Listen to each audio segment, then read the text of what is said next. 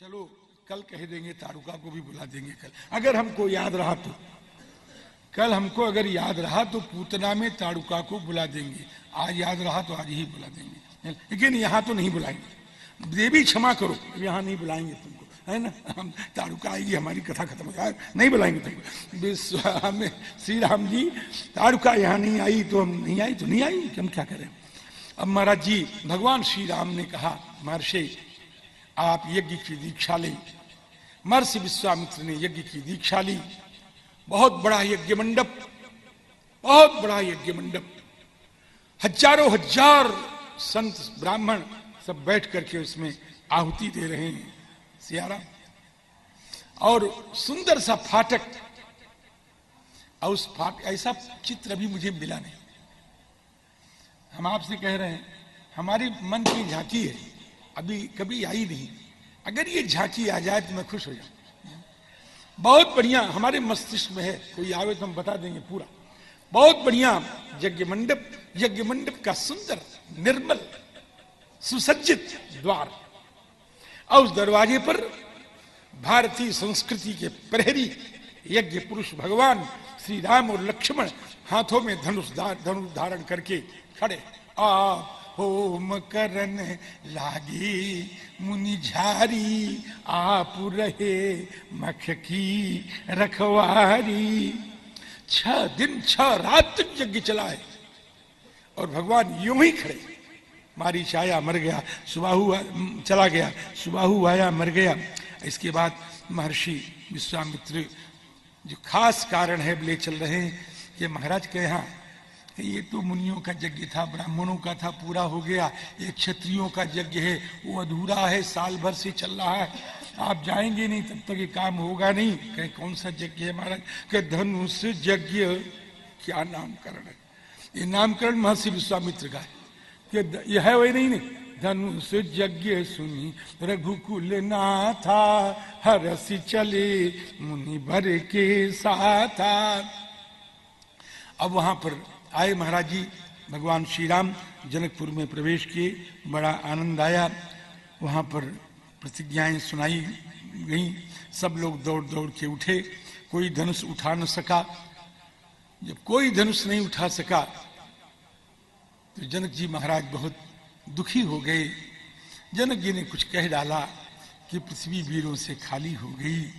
लक्ष्मण जी महाराज कुछ अमर्ष में भी आ गए, लेकिन भगवान चुपचाप बैठे हैं। श्री महर्षि ने कहा, बेटा अब तुम उठो, अब तुम धनुष तोड़ो। क्या बात है, अब तक क्यों नहीं कहा महर्षि ने? सारे राजा लग गए, धनुष नहीं टूटा, अब तक महर्षि ने नहीं कहा। महर्षि ने कहा कि अभी मेरे राम के उठने का कारण नहीं तैयार। धनुष तोड़ने में जो क्या सामान्य कारण क्या है? 3 फायदे हैं। श्री जानकी बहुत बड़ी विजय और बड़ी निर्मल कीर्ति, ये 3 मिलने वाले हैं। कुंवरी मनोहरी विजय बड़ी कीर्ति अति कमनीय। महर्षि कहते हैं कि कुंवर की स्थिति यह है कि राम जी से कभी अलग थी नहीं, है नहीं, आगे होने वाली नहीं। विजय कहीं अभी बहुत बड़ी विजय लेके आ रहे हैं। कीर्ति कि कीर्ति तो अपने आप चारों तरफ फैल रही है, इसकी जरूरत नहीं। ये सामान्य कारण है, इनके लिए मेरा राम नहीं उठेगा। अभी राम जी के लिए कारण तैयार नहीं हुआ। एक दूसरी बात, सब राजाओं के लाइन में राम जी भी लगे हैं? सब क्या सब राजाओं के लाइन में आजकल प्लीज इन क्यू आ जाओ लाइन में है? अरे बाबा, हमारे राम जी लाइन में लगने वाले नहीं है। सब राजा लाइन में लग गया, मेरे राम लाइन में नहीं। हमारे राम जी जब चलेंगे तो आगे न होगा न पीछे होगा कोई, न सामने होगा, कुछ नहीं होगा। मेरे राम जी तो झूमते हुए चलेंगे, और लाइन में चलेंगे तो जल्दी जल्दी चलना पड़ेगा यार। आप समझ रहे हैं ना? राम जी जब सब राजाओं की लाइन खत्म हो गई और राम जी के धनुष तोड़ने का कारण प्रस्तुत हो गया, अब कहते हैं उठहु राम भंजहु भव चापा, उठहु राम भंजहु भव चापा। क्यों चापा क्यों तोड़े? विजय के लिए नहीं, कीर्ति के लिए नहीं, जानकी के लिए नहीं, कि फिर कि तुम्हें तो धनुष किसी और के लिए तोड़ना है। किसके लिए तोड़ना है? अभी तक वो कारण तैयार नहीं हुआ था, अब कारण तैयार हो गया। जब कोई धनुष उठा न सका तो चक्रवर्ती श्री राम विदेहराज महाराज श्री जनक ने कह दिया, अरे कोई धनुष ना उठा सका, अगर मैं जानता कि ऐसा होगा तो प्रण करके हंसी का पात्र न बनता। लेकिन अब क्या हो, अब सोच लो, बेटी तो ब्याहनी है, धनुष टूटे न टूटे। कसुकृत जाई जो प्रण परिहरऊं, कुंवरी कुंवारी रहे का करऊं। प्रण नहीं छोड़ूंगा, चाहे मेरी बेटी कुंवारी ही रह जाए। आसाम विमुंच गमनं कुरु आत्मगेहम्, उद्वाह कर्म लिखितम नहीं में सुताया। चलिए आप। महर्षि विश्वामित्र छलक गए, हृदय गदगद हो गया कि रघुनंदन कारण तैयार हो गया। तुम धनुष तोड़ो, जानकी के लिए नहीं, कीर्ति के लिए नहीं, विजय के लिए नहीं। उठहु राम भंजहु भव चापा, क्यों कि मेटहु तात जनक परितापा। तुम तो दुनिया के सामने एक आदर्श कायम कर दो, एक परंपरा कायम कर दो, एक मिसाल कायम कर दो कि जो अपने प्रण पर अडिग रहता है उसके प्रण की रक्षा भगवान करते हैं। तुम तो केवल इसलिए उठो राम, और यही तुम्हारे उठने का सच्चा कारण। राम जी भगवान ठाकुर जी गए, और भगवान को यहां पर कहा गया है कि क्या कहा गया है कि बाल गज लीला। ये बाल गज लीला जो भगवान का संबोधन है कि बाल गज से लीला, बाल गज लीला। अब बाल गज लीला ही वो लीला, यसे सह बाल गज लीला, अने बाल गज के लीला के तरह जिसकी लीला है, अर्थात राम जी। बाल गज लीला माने राम जी। राम जी ने बाल गज के तरह एक लीला करते हुए, आपको मालूम है ना, हाथी गन्ना बहुत पाता है, पता है कि नहीं? हाथी गन्ना बहुत पाता है, बड़े प्रेम से पाता है महाराज जी। हस्ती को गन्ना बहुत प्रिय है, हाँ, बहुत प्रिय है।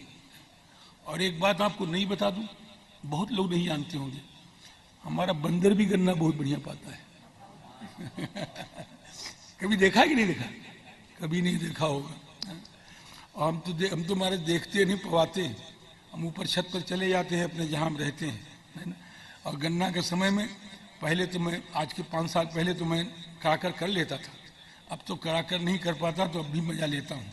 क्या छोटे छोटे गन्ने के टुकड़े कर लेता हूँ, अब बंदरों को देता हुआ, बढ़िया इतना प्यार से चूसते हैं महाराज जी का, अरे मजा आ जाता है। देखो, हाँ, आप कभी बंदरों को गन्ना पुआओ, आप बंदरों को गन्ना पुआओ, ये चश्मा उस्मा लाना छोड़ देंगे महाराज जी। उनके मतलब उनके आंख की रतौंधी दिनौंधी खत्म हो जाएगी बेचारे, हैं? तो काहे को चश्मा छोड़ाएंगे आपका? हमारे यहाँ तो चश्मा नहीं छोड़ाते, हमारे यहाँ तो माल बढ़िया चकाचक है तो ले लेते हैं, समझे ना। हाँ जी, तो मैं निवेदन कर रहा था कि बाल गज लीला इव इक्षुजष्टिम इव, गन्ने की तरह भगवान ने उस धनुष को लिया, लेकर के यही क्षण मध्य राम धनु तोड़ा। रघुनंदन ने धनुष तोड़ दिया महाराज, चारों तरफ आनंद का साम्राज्य छा गया। राम जी ने धनुष तोड़ दिया, धनुष तोड़ दिया तो ब्याह हो गया। क्या टूटत ही धनु भयउ विबाहु, सुर नर नाग विदित सब काहू, आदाय बाल गज लील इवेक्षु यस्तिम सज्जीकृतम नृप विकृष्य बभंज मध्य। और उसके बाद धनुष तोड़ने का परिणाम नीचे लिख रहे हैं कि जित्वानुरूप गुणशील वयोंग रूपाम। महाराज जी जो अपने अनुरूप गुण में है, शील में है, वय में है, ऐसी भगवती जनक नंदिनी से को जीत लिया, उनके मन को जीत लिया, उनके मन को जीत लिया, प्रण से जीत लिया। महाराज जी जनक जी ने जनक नंदिनी वरमाला लेके राम जी के सामने आई, थोड़ा सा कह दे, बस चले आगे दौड़ेंगे। राम जी ये तो कहना ही चाहिए। वरमाला लेके श्री किशोरी जी सामने आई।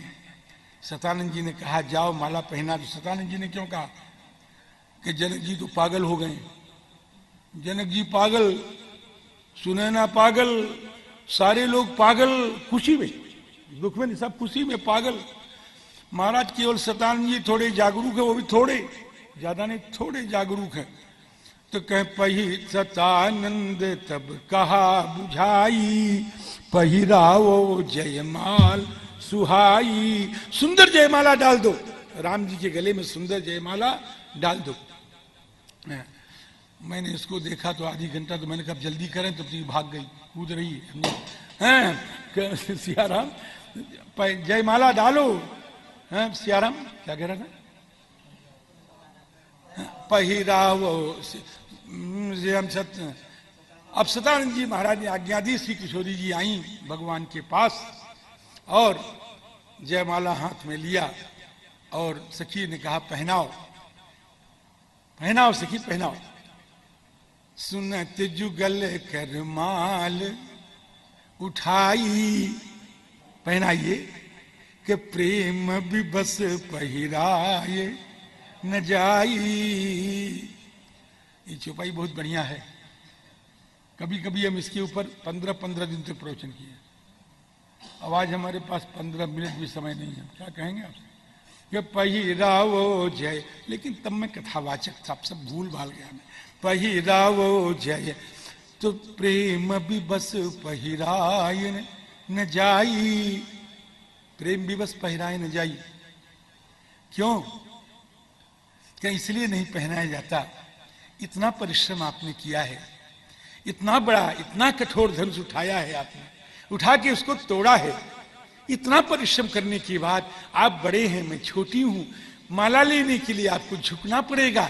झुकने में कहीं आपके कमर में दर्द न हो जाए, इसलिए प्रेम भी बस पहिराए न जाई, कि प्रेम भी बस पहिराए न जाई। मैं माला पहनाऊंगी तो सखियां कहेंगी चलो अब तो काम हो गया। और अभी कम से कम भगवान का इतना निकटस्थ दर्शन मैंने जीवन में कभी नहीं किया। सुंदर दर्शन कर रही हूं, माला पहनाने के बाद दूर चली जाऊंगी, दर्शन में बाधा आ जाएगी, इसलिए प्रेम भी बस पहिराए न जाई। एक भाव और बता दूं बस। जानकी जी ने कहा प्रभु आपके ब्रज में मान बहुत होता है ना, कल भी मैंने बताया था। एक भाव मान का सुना दूंगा आपको, मान का एक भाव सुना दूंगा। किशोरी जी ने कहा प्रभु आपका मेरा संपर्क तो कल से है, आज मैंने सोचा था कि आपके आने की देर है, पिता का प्रण सुनाने में विलंब होगा, आप झट उठेंगे, पट धनुष तोड़ देंगे। पिता का प्रण सुनाया गया लेकिन आप नहीं उठे। एक एक राजा धनुष में लग रहा था, मेरा हृदय चीत्कार कर रहा था, अगर इसने तोड़ दिया तो क्या होगा, इसने तोड़ दिया तो क्या होगा, इसने तोड़ दिया तो क्या होगा। लेकिन वो नहीं टूटा। क्यों नहीं टूटा? गोस्वामी जी लिखते हैं कि डिगयन शंभु शरासन कैसे, कैसे ये कामी बचन सती मन जैसे। ये राजा तो कामी है और सी किशोरी जी का मन धनुष में लगा हुआ है। सती मन आपने नहीं तोड़ा। हमने सोचा चलो कोई बात नहीं, आप बड़े मर्यादा पालक हैं, गुरु की आज्ञा मिल गई, अब तो चलेंगे आप, अब तो तोड़ेंगे।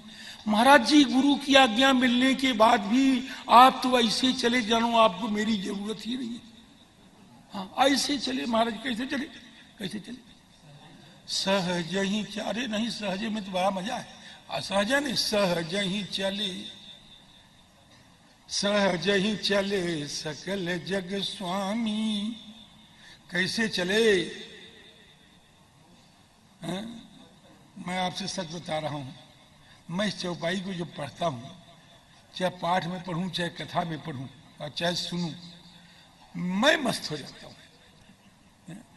ठाकुर आपकी चाल में मस्ती है कि नहीं मैं नहीं जानता, लेकिन आपकी इस चाल को पढ़ के मेरे इस बुढ़े में मस्ती आ जाती है। सहज ही चले, अरे भाई, सहज ही चले सकल जग स्वामी, मनहु मत। देख रहे, हमको भी देखे, कथावाचक को देख के कथा सुननी चाहिए। मनहु मत कुंजर क्या, मनहु मत कुंजर बरगामी। किशोरी जी ने कहा जब आप झूमते हुए चले तो माला भी मैं झूमती हुई पहनाऊंगी प्रभु, थोड़ा आप भी प्रतीक्षा कर लो इसके लिए, थोड़ा आप भी प्रतीक्षा कर लो। तो प्रेम भी बस पहिराए न जाई। एक और कह दूं क्या? क्या कहूं, मेरा तो मन ही नहीं भर रहा, लेकिन क्या करूं? कहूं एक? नहीं कहूं, ये स्वामी जी मना कर रहे हैं। श्याम जी क्या एक और कह दूं क्या? प्रभु एक बात है, क्या कि जिंदगी भर आपके चरणों में झुकना है, झुकूंगी, ये मेरा सौभाग्य है। एक बार आप भी तो झुक जाओ, एक बार झुक जाओ, सिर्फ ताकि मेरे नैहर वाले ये देख लें कि जब राम जी झुके तब माला पहनाई गई। एक बार झुक जाओ, सखियों से कह दूंगी कि मेरे प्रभु मेरी बात रखते हैं, एक बार झुक जाओ। राम जी ने भी नेत्रों की भाषा में कहा कि ससुराल में नहीं झुकूंगा, वहां अयोध्या में झुक जाऊंगा। ससुराल में नहीं झुकूंगा, कि झुकोगे नहीं तो माला मिलेगी नहीं, और तन के खड़े हो गए। सखियों ने कहा बड़ा गड़बड़ हुआ, ये लोग कहेंगे सखियां कैसी हैं, माला पहनवा क्यों नहीं रही? सखियां कैसी? सियाराम तो क्या करें, मुंह से कहें ये तो अनुचित है, ये तो कोई बात नहीं, कहना है। अब देखिए इसके नीचे चौपाई देखिए कि गा वही छवि, और उसके नीचे है कि नहीं, उसी के नीचे है कि गा वही छवि अवलोकी सहेली। छवि देख के गाती है, रटा हुआ गीत नहीं गा रही है हो। छवि अवलोकी गा वही। आहा, आप कितने सुंदर हैं, आप कितना वक्षस्थल विशाल है, उन्नत लाट है, सुग्गा की सी नाकें हैं, सुंदर सुंदर घुघराले बाल हैं। अरे बहुत सुंदर हो, महान हो, लोकाभिराम हो, कामाभिराम हो, इतने सुंदर हो है? हम सब मुग्ध हो गए हैं आपको देख करके। और स्वामी आपका श्री विग्रह इतना लंबा है कि मेरी किशोरी के हाथ वहां तक पहुंच नहीं पा रहे। थोड़ा झुक जाओ और माला पहन लो। ये गाना गा रही है, गा वही छवि अवलोकी सहेली। सरकार ने कहा जो मान करेंगे तो अच्छी तरह करेंगे, कम हम नहीं करेंगे, हम तो नहीं झुकेंगे। नहीं झुकोगे? नहीं। तो सखियां कहती हैं हमने तुम्हारी तारीफ कर दी, हमने तुम्हारी स्तुति कर दी, हमने प्रशंसा कर दी। प्रशंसा से घमंड हो गया कि हम बहुत सुंदर हैं, घमंड हो गया। मैं ग्रंथ के आधार पर कथा कह रहा हूं, आपको घमंड हो गया, एकदम घमंड हो गया, और इसीलिए आप नहीं झुक रहे हैं। लेकिन ऐसा क्या गर्व है, तुम हो सुंदर, बहुत सुंदर हो, लेकिन हमारी किशोरी से बढ़ के सुंदर थोड़ी हो।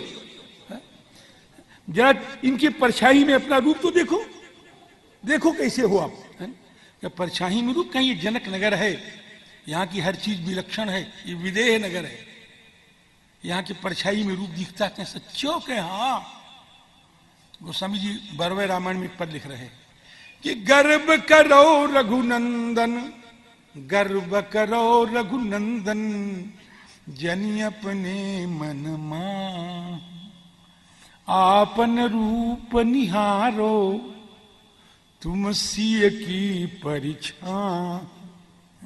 जरा लोग देखो, सखियों ने गाया गाना और